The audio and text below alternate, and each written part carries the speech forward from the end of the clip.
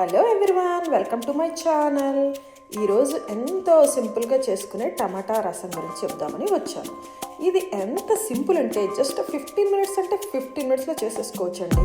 ఒక గిన్నె తీసుకొని నిమ్మకాయ సైజు అంత చింతపండు తీసుకున్నాను. దాంట్లో ఒక 5 గ్లాసెస్ ఆఫ్ వాటర్ పోసి ఈలోపు ఒక 2 టమాటాస్ కట్ చేసుకొని పెట్టుకొని ఈ టమాటాస్ని తీసుకొని వెళ్ళి దానిలో కలిపేయడమే.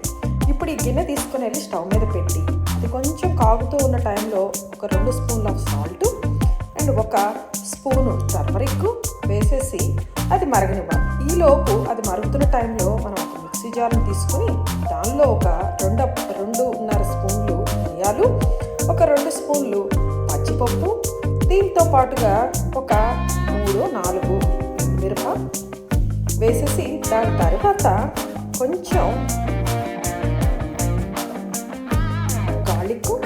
ఒక హాఫ్ ఆనియన్, దాని తర్వాత ఒక 3 స్పూన్ల వరకు జీలకర్ర, దాని తర్వాత కొంచెం కరివేపాకు. ఇదేనండి దీంట్లో టిప్పు. ఈ మసాలా ఏదైతే మీరు మిక్సీ చేసుకుని కలిపారో దాంతో చారుకి మంచి టేస్ట్ వచ్చేస్తుంది. చూడండి, నేను మిక్సీ చేసేసి దాన్ని తీసుకొచ్చి దానిలో చారులో కలిపేసాను. అది బాగా వేసిన తర్వాత చారుని బాగా మరగనివ్వాలి. ఈలోపు కొంచెం నేను మిరియాల పౌడర్ కూడా కలిపాను. దీన్ని మనం గ్రైండ్ చేసేసుకోవాలి. పూర్తిగా కాగిన తర్వాత దానిలో ఒక 2 స్పూన్లు బెల్లం, సరిపడినంత సాల్ట్ వేసుకొని చూసి దీని తర్వాత సింపుల్ తాలింపు పెట్టేయటమే.